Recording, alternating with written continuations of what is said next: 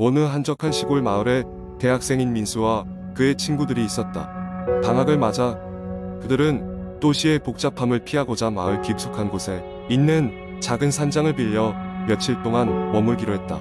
이 산장은 마을 사람들에게조차 거의 잊혀진 곳으로 민수와 친구들에게 자연 속에서의 특별한 추억을 선사하기에 완벽한 장소처럼 보였다. 산장에 도착한 첫날 밤, 그들은 모닥불을 피워놓고 주변을 걷기로 했다. 산장 주위를 둘러보던 중 친구 중 한 명이 길 잃은 개를 닮은 동물을 발견했다. 그 동물은 수상할 정도로 더러운 상태였고 이상하게도 사람들을 두려워하는 기색이 없었다. 하지만 민수의 친구 중 하나가 손을 뻗자 그 동물은 어느새 사라져버렸다. 이상함을 느낀 그들은 산장으로 돌아와 다음 날에도 그 동물을 찾아보기로 했다. 다음 날 아침 그들은 산장 근처의 숲을 조사하면서 이상한 표시들을 발견했다. 나무에 새겨진 고대 문자와 같은 기호들, 그리고 땅에 긁힌 발자국은 누군가가 이곳에 있었던 것처럼 보였다. 민수는 마을 사람들에게 돌아가 이곳에 대한 이야기를 묻고 싶었지만 친구들은 그저 누군가의 장난이라고 생각하며 대수롭지 않게 여겼다. 또 다른 밤이 찾아오고 그들은 긴 하루를 보낸 후 산장에 모여 앉았다. 숲에서 들려오는 바람 소리와 나무가 부딪히는 소리가 기분 나쁜 정적을 깼다. 그러자 그들은 전날 그 기괴한 동물이 창밖을 서성이는 모습을 발견했다. 친구들은 겁에 질려 문을 잠그고 창문을 닫았지만 이내 느껴지는 섬뜩한 기운을 떨칠 수 없었다. 그 후로 며칠 동안 묘한 사건들이 계속해서 발생했다. 창문에 나타나는 손자국, 밤마다 어두운 숲에서 울려 퍼지는 이상한 소리, 그리고 무엇보다도 매일 아침이면 사라져 있는 식량들이었다. 그들은 공포에 질려 밤새 불을 밝히고 자야 했고 점점 지쳐갔지만 산장을 떠나고 싶지는 않았다. 고개를 돌리는 순간마다 그림자 속에서 응시하는 눈빛이 느껴졌고 그들이 움직일 때마다 무언가가 뒤따르는 느낌은 물론 창밖에서 비춰오는 흐릿한 실루엣은 이제 더 이상 농담으로만 넘길 수 없는 존재가 되었다. 어느새 누군가가 산장 안에 함께 있다는 확신이 들기 시작했다. 그러던 마지막 밤 민수는 결국 친구들을 다독이며 진실을 찾기로 결심했다. 밤이 늦도록 숲을 돌아다니던 중 그들은 마침내 오래된 폐가를 발견했다. 그리고 그곳에서 그들을 깜짝 놀라게 할 발견을 하게 된다. 벽에는 괴상한 문양들이 가득했고 오래되어 못을 박을 수 없었던 십자 모양의 기둥이 중앙에 세워져 있었다. 그들이 가까이 다가갔을 때 주위에서 들리던 낮고 중얼거리는 소리들이 점차 또렷하게 들려왔다. 그것은 그들의 주변을 둘러싸고 있는 장송송가였다. 갑자기 누군가 뒤에서 말을 걸어왔다. 이곳은 우리의 땅이니 돌려주셔야겠습니다. 놀란 그들이 돌아보았을 때 그곳에는 회색빛의 눈동자를 가진 노인이 서 있었다. 그는 이곳이 한때 마을의 비밀스러운 의식이 이루어지던 장소였으며 의식을 방해한 자들은 무사히 돌아갈 수 없다는 것을 경고했다. 두려움에 질린 채 그들은 산장으로 돌아왔고 다음 날 이른 아침 급히 도시로 돌아가기로 결심했다. 마을을 떠나기 전에 자초지종을 설명하자 마을 사람들은 조용히 머리를 끄덕이며 이곳은 항상 경외와 두려움의 공간이었다고 설명했다. 여정은 끝났지만 그 유령 같은 동물과 숲의 실루엣은 민수와 그의 친구들의 기억 속에서 영원히 지워지지 않는 공포로 남게 되었다. 두 번째 이야기. 어느 날 서울의 외곽에 위치한 작은 마을에서 일어난 일입니다. 이 마을은 인구가 1000명도 채 되지 않는 평화롭고 조용한 곳이었습니다. 그러나 늘 그렇듯 평화로운 마을에도 불가사의하고 설명할 수 없는 사건들이 일어나곤 했습니다. 지금부터 이야기할 것은 그 마을에서 실제로 있었다고 전해지는 소름 끼치는 공포의 썰입니다. 이 이야기의 주인공은 대학생인 지연이었습니다. 지연은 여름 방학을 맞아 할머니가 계신 외딴 마을로 내려갔습니다. 지연의 할머니는 언덕 위의 오래된 한옥에서 혼자 살고 계셨습니다. 그 집은 마을에서 가장 오랜 역사를 지닌 집 중 하나로 봤고 많은 가족들이 모여 살았던 곳이었습니다. 할머니 댁에 도착한 첫날 밤 지연은 불길한 느낌을 떨칠 수 없었습니다. 집에는 틀림없이 누군가의 시선이 느껴졌고 사방에서 이상한 소리가 들려왔습니다. 쿵쿵거리는 발소리와 먼 곳에서 들려오는 듯한 속삭임이 밤새도록 그녀를 괴롭혔습니다. 그러나 할머니는 그저 오래된 집이라 어디선가 나는 소리일 뿐이라며 대수롭지 않게 여겼습니다. 그 다음날 지연은 마을을 둘러보며 산책을 하던 중 마을의 중심부에 있는 작은 서점을 발견했습니다. 서점 안에는 이영이라는 이름의 노인이 운영하는 오래된 책들이 가득했습니다. 이영 할아버지는 지연을 반갑게 맞아주며 할머니의 손녀라는 사실을 알고는 그녀에게 오래된 마을의 전설을 들려주었습니다. 마을에는 반딧불 언덕이라 불리는 곳이 있는데 과거 이곳에서는 마을의 여성들이 억울하게 죽임을 당해 그 영혼들이 반딧불로 변해 날아다닌다고 합니다. 밤이 되면 그 언덕에는 늘 반짝이는 불빛들이 떠다니는데 그 불빛을 쫓다간 길을 잃어버리거나 위험에 빠질 수 있다고 했습니다. 마을 사람들 사이에서는 절대로 해가 진 후에는 그 언덕에 가지 말라는 경고가 전해 내려오고 있었습니다. 듣기 좋으면서도 소름 끼치는 이야기였지만 지연은 단순히 옛날 이야기일 뿐이라며 대수롭지 않게 여기고는 서점을 나갔습니다. 그러나 밤이 되자 지연의 호기심은 점점 커져갔습니다. 그녀는 친구들에게 이 이야기를 들려주고 싶어 언덕의 모습을 카메라에 담기로 마음먹었습니다. 다음 날 밤 지연은 몰래 집을 빠져나와 반딧불 언덕으로 향했습니다. 언덕은 생각보다 가까운 곳에 있었지만 그 길은 외진데다가 어둠 속에서는 더욱 기괴하게 느껴졌습니다.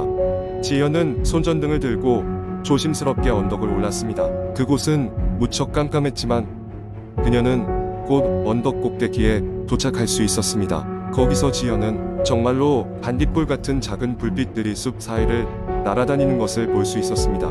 너무나 아름답고 신비로운 광경이었습니다. 지연은 잠시 그 빛들의 넋을 잃고 있다가 카메라를 꺼내 그 장면을 찍기 시작했습니다. 그런데 이상하게도 사진에서는 그 불빛들이 보이지 않았습니다. 실망한 지연이 다시 촬영을 시도하려고 했을 때 갑자기 등 뒤에서 서늘한 바람이 불어왔습니다.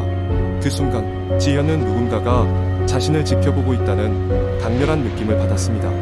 급히 뒤돌아본 그녀의 눈앞에는 하얀 옷을 입은 여성이 서 있었습니다.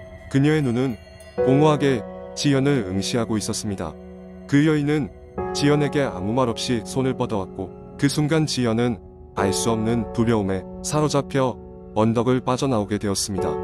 무작정 달려가는 동안 그녀의 뒤에서는 계속해서 발소리가 따라왔습니다.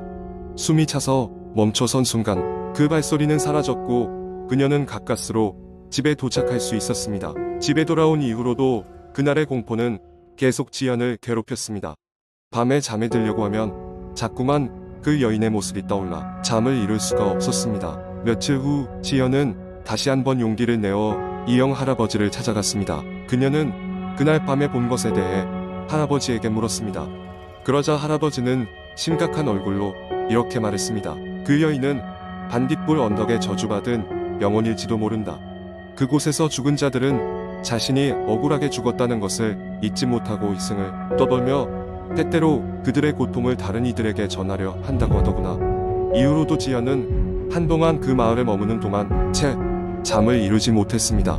여름 방학이 끝나고 다시 서울로 돌아오는 날 그녀는 그저 마음속 깊이 공포스러운 기억으로 남아있는 것들을 다 털어놓을 수 없는 것을 깨달았습니다.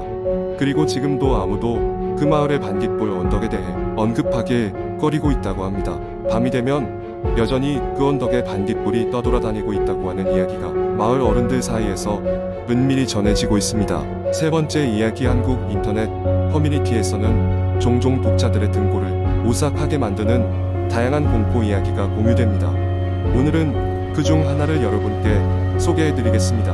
어느 한적한 시골 마을. 내가 자라온 곳은 늘 조용하고 평화로웠다. 하지만 그 마을에는 하나의 전설처럼 내려오는 기이한 이야기가 있었다.